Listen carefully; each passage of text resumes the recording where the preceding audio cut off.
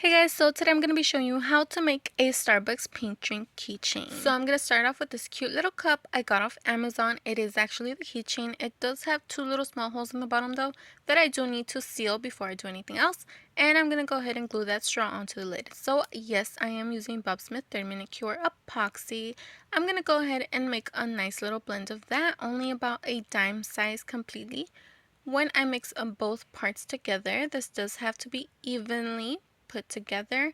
Measure it out if you need to, and then go ahead and blend it completely together. I'm going to go ahead and place some of that epoxy onto the little hole where the straw is going to go, and I'm going to let that sit while I work on the bottom of the cup.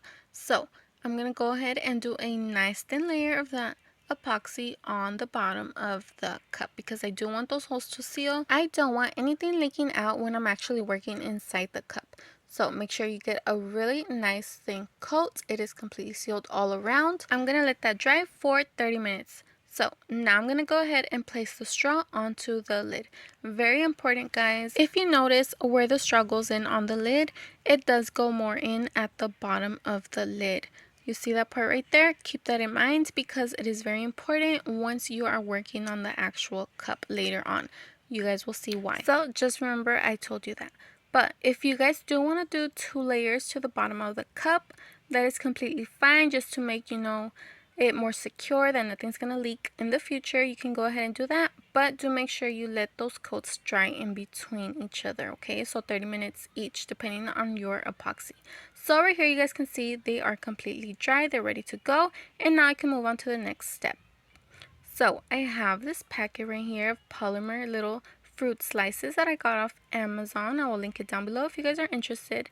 Since I am doing the pink drink, I'm going to go ahead and get a few strawberries. Not that many because it is a tiny keychain cup.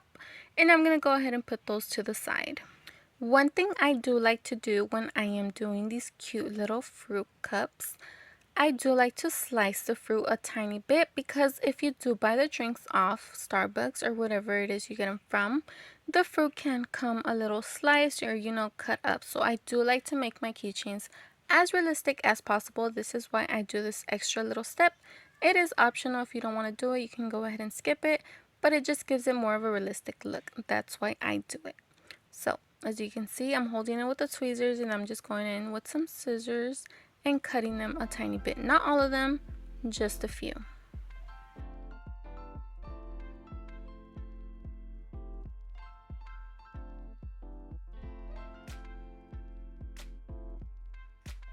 So like I said, you don't have to do all of them. This is how they look. And now that I'm done, I'm going to go ahead and move those to the side.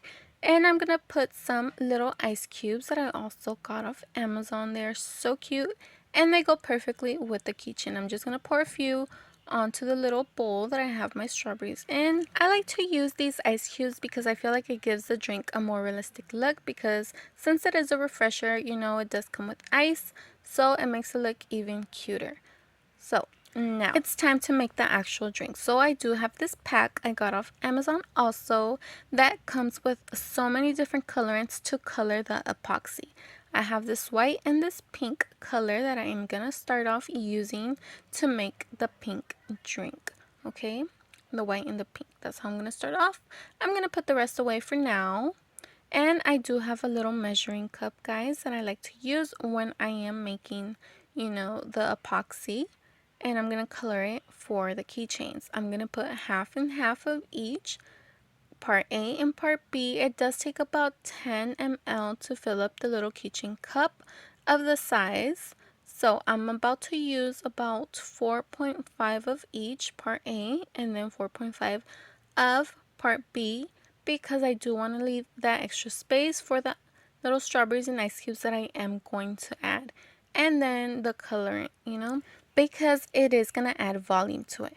So I'm going to go ahead and blend that really, really well in. If you do have trouble, measuring both, measure it separately and then you can add them together. So I'm going to blend that in really, really well, and then I can go ahead and start adding some of the colorant. So the pink drink is a really, really light pink.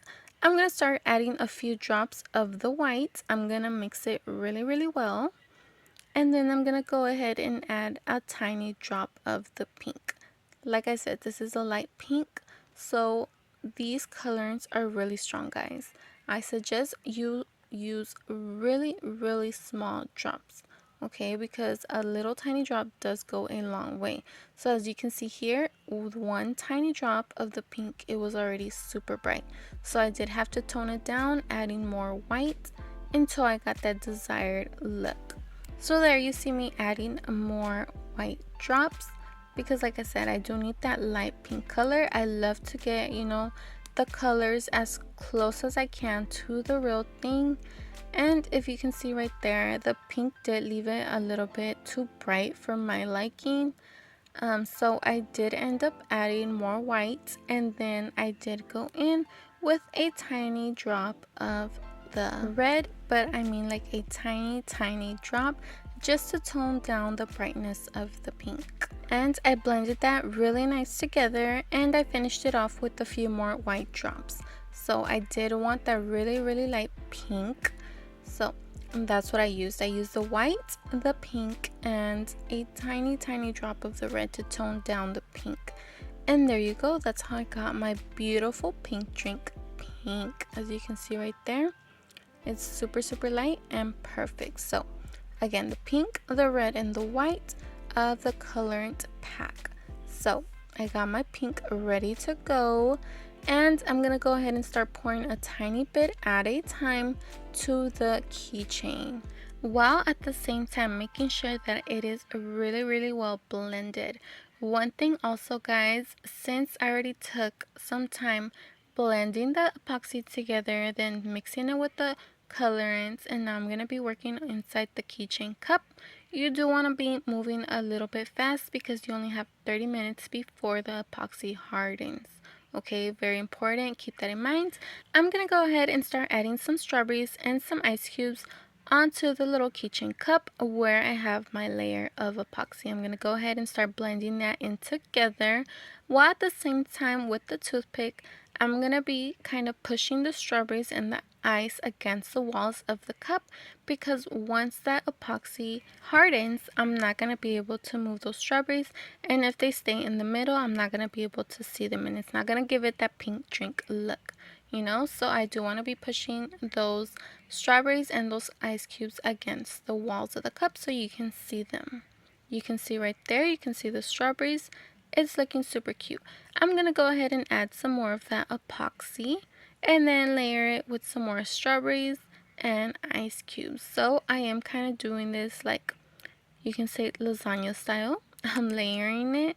That's how I'd like to do it, you know, to make sure that everything is nicely and evenly spread out throughout the keychain. Because once the epoxy gets hard, there's no going back from that, you know. So I'm gonna keep blending until the cup is full.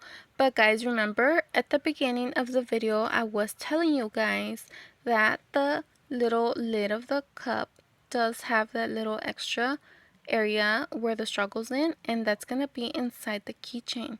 So once the epoxy hardens, if you have it too high in the cup, the lid is not gonna be able to seal onto the little cup. So you have to make sure it is below that area where the straw goes in. Very important. Make sure you do not overlap.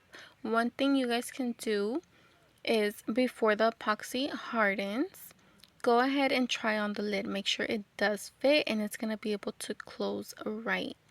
Finish it off with some strawberries and some ice, as you guys can see me here, because when it does harden, that's what you're gonna see through the lid, you know. So you do want to make that super cute. This is how it looks, guys.